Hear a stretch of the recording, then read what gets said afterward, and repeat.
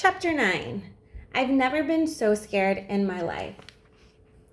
Amy's notebook and English textbook were in the kitchen, where she'd dropped them when she came home. She grabbed them and went back upstairs to her bedroom. Aunt Claire went into the parlor to watch television on the little portable set she'd brought with her from Chicago. They didn't look at each other as they passed in the hall at the foot of the stairs. The bedroom felt chilly and impersonal. Amy dropped her school books on the bed and wandered around, thinking about her cozy bedroom at home. The bureau and desktops covered with pictures and crystal bottles. The walls bright with posters, snapshots, and pennants. The shelves of books and miniatures. The friendly clutter. There was nothing in this room to remind her of home except Luann's vase, standing on top of the bureau. Amy picked it up and ran a finger over the lacquered roses. She would have given anything to see Luann sitting at the front of her bed right now. I'm scared, she thought. I've never been so scared in my life. It was bad enough to be screamed at and accused of lying. Aunt Claire was the most up and down person Amy had ever known. But it was the dollhouse and the dolls that didn't stay where they were put that really frightened her. What was happening in the attic? Who or what had moved the dolls? She went to the window. The night was mild, sweet-smelling, and tinted with a pale wash of moonlight. I can call Mom from school tomorrow and tell her I want to come home. Her mother and Luann would be pleased. Her father would be disappointed. He really liked the idea that she and Aunt Claire had become friends. Amy turned to the bed and kicked off her shoes. She sat cross-legged with a pillow piled behind her and opened her English book on her lap.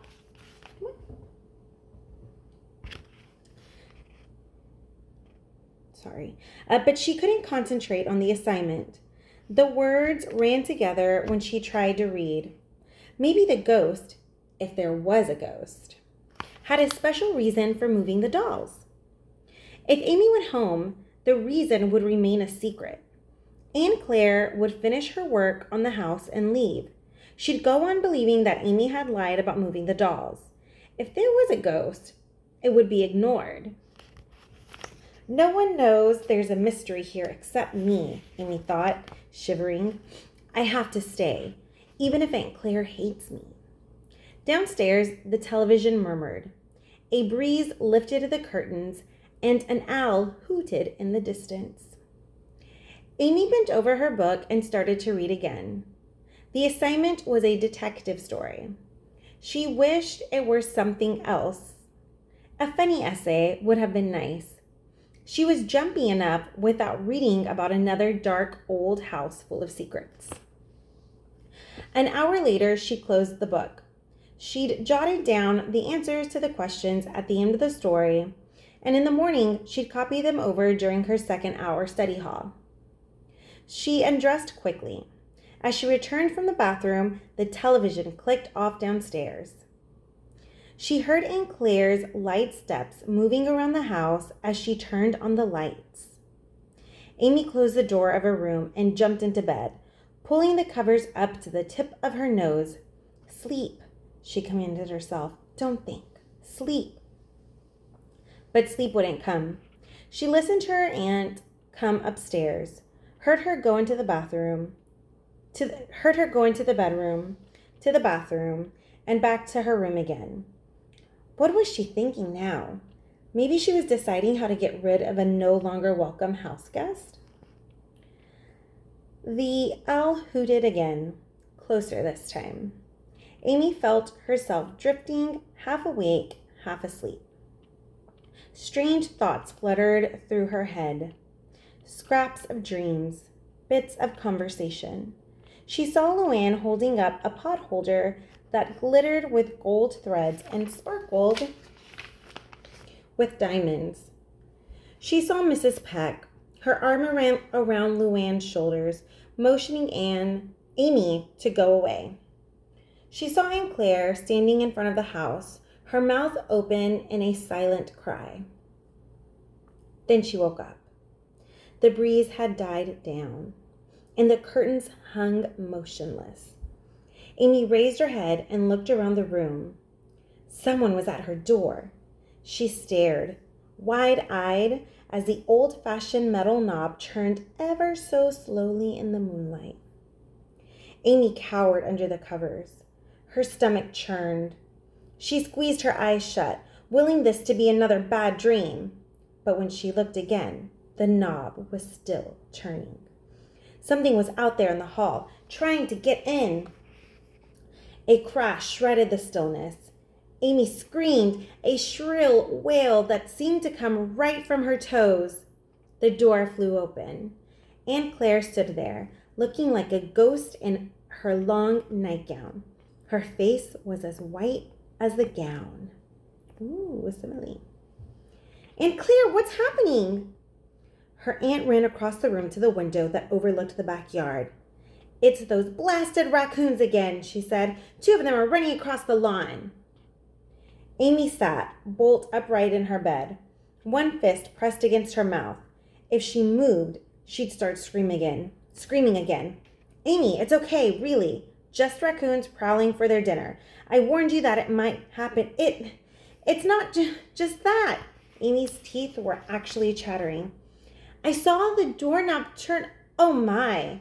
Aunt Claire came over to the bed. I'm sorry. I wanted to peek in very quietly and see if you were asleep. I wanted to talk. Amy leaped out of bed. For this moment at last, talk was impossible. The dollhouse, the angry scene in the attic, the moving doorknob, and now the raccoons were too much. I can't, she began and gave up. She raced down the hall to the bathroom, both hands over her lips, and got there just in time. When she returned, the lamp on the bedside table was lit, and Aunt Claire was sitting in the rocker. Her feet were drawn up under her gown, and she looked almost like a little girl. She waited while Amy climbed back into bed and pulled up the covers. Better now? Amy considered. But I'm cold. I can't stop shaking. Shall I close the windows? No, I'll be okay in a couple of minutes.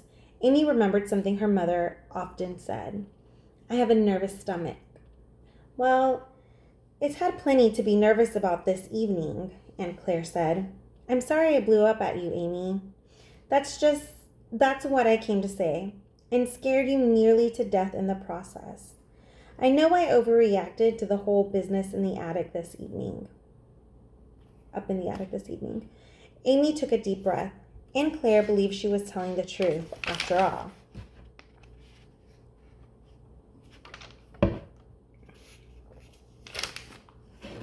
That's okay, Amy said.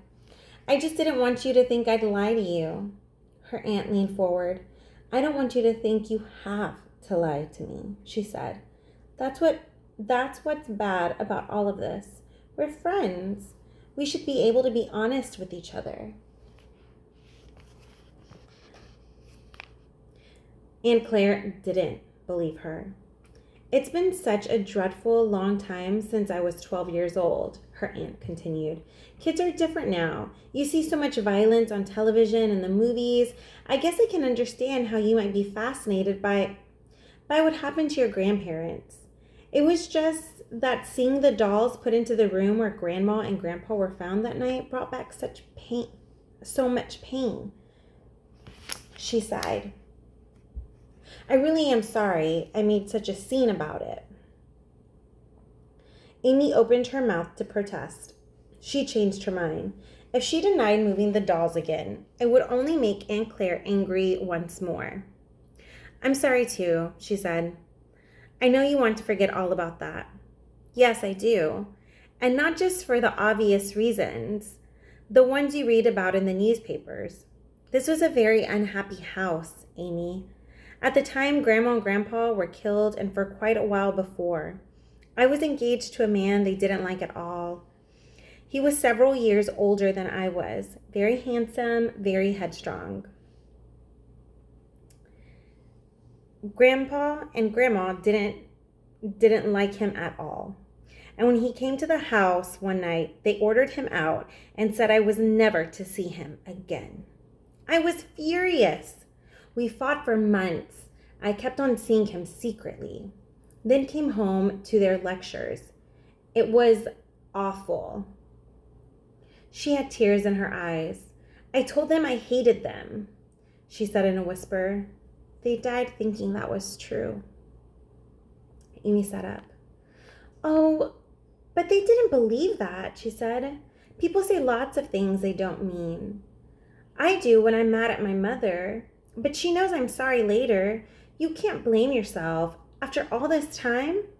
Aunt Claire stretched her legs and stood up. Oh, yes, I can, she said softly. You don't know how much. She patted Amy's arm. You go to sleep now, she said. I know I shouldn't burden you with all this, but after my outburst tonight, I think you have a right to know a little more about what happened and why I am the way I am, even after all these years. She smiled. Shall we forgive and forget? Sure. Amy lay back. Thanks for telling me, Aunt Claire. Good night. Good night. The door closed, leaving Amy with the uncomfortable feeling that Aunt Claire had told only part of what was troubling her. What had really happened in this house so many years ago? Amy wondered if she'd ever know, and what strange things were happening here now. This is a sad place, she thought, as she had before. The sadness was not just upstairs in the dollhouse. It was all around her.